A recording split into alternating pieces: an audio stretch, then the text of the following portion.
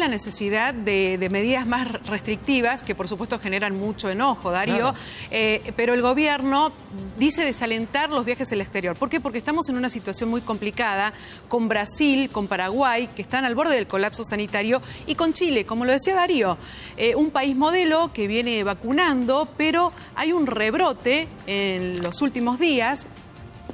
Bueno, y ya en el inicio del otoño, el país trasandino enfrenta un panorama complejo frente a la pandemia del coronavirus, porque a pesar de haber vacunado al 25% de la población y más del 30% de la población de riesgo, los contagios están en cifras similares, escuche bien, a los picos de junio de 2020.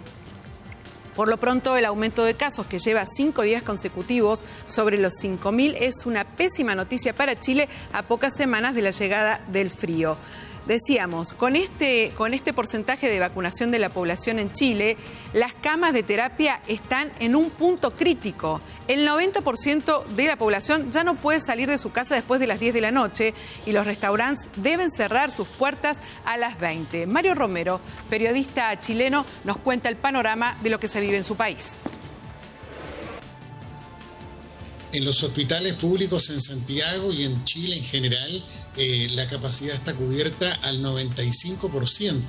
Incluso en casos puntuales ya no existen camas UCI. Por lo tanto, esto también presiona a que la autoridad tome medidas urgentes. Y los expertos, médicos especialistas, advierten hoy en la prensa nacional, en todos los medios, de que esta situación amerita una medida extrema.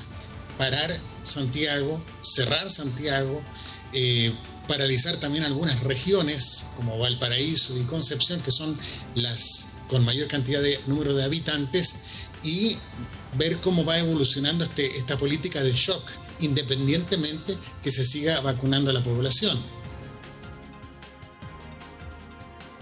Y la situación sigue siendo realmente muy preocupante en Paraguay, donde el 100% de las camas de terapia intensiva están ocupadas. Las autoridades confirmaron que las 655 plazas del sector público y los hospitales integrados que están en uso, así como el 92% de las camas habilitadas con salas de reanimación, están completamente ocupadas. El nivel de infecciones se disparó notablemente en las últimas 2 semanas.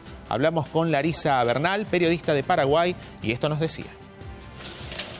Lastimosamente, los hospitales referentes respiratorios están al 100%, el hospital de Mineram, el hospital de IPS también, el de la clínica Ingavi, los principales están completamente repletos, ya no están encontrando lugar. Los familiares, lastimosamente, este fin de semana estuvieron deambulando. Podemos ver por redes sociales cómo se siente esa desesperación de no encontrar camas. Realmente este fin de semana, gracias a la solidaridad, nuevamente, es que la gente pudo ir comprando medicamentos, porque también faltan medicamentos, no solamente en la capital, sino que en todo el país. Aparte de los medicamentos y la falta de camas, no llegan las vacunas. Eso es algo que es lo que el reclamo recurrente que tenemos. Es por eso que, aparte de todo el problema de salud, también hay una fuerte crisis política, porque seguimos teniendo manifestaciones en todo el país. Es más, siguen llegando, y para esta semana anuncian más movilizaciones requiriendo que el Estado se haga cargo y que por fin lleguen las vacunas. Piden una solución al gobierno. Bueno, seguimos recorriendo lo que pasa en la región. Muy preocupante lo que está ocurriendo en Brasil, el país que peor manejó la pandemia. Cada día alcanza un nuevo récord en materia de coronavirus. Desde el 27 de febrero, todos los días se alcanza una nueva marca trágica. Ayer, un promedio de 2.234 muertos diarios, el más alto que registra el país vecino desde que se inició la pandemia. Marzo ya es el mes con mayor letalidad. Durante el fin de semana hubo más de 72.000 nuevos casos y el promedio semanal aumentó un 9%. En total, ya hubo 12 millones de contagiados en Brasil y 295.000 muertos por el virus. Pero hay novedades en relación a las vacunas que van a llegar al vecino país. Román Laurito, periodista de ese país, nos comenta. Lamentablemente la situación sigue muy fea en Brasil. Pero tuvimos una buena noticia a fin de semana pasada, el jueves, entre el jueves y el viernes, el gobierno brasilero firmó un contrato con 2 laboratorios para comprar más vacunas. firmó con la vacuna de Pfizer, americana, y con la vacuna belga de Bélgica, la Janssen, que es una subsidiaria de la Johnson & Johnson. Sumando las dos vacunas vamos a tener aproximadamente 140 millones de dosis. Esas dosis empiezan a llegar en el segundo trimestre una parte y la segunda parte en el segundo semestre. O sea, todavía nos queda un rato largo hasta que estas vacunas empiecen a llegar.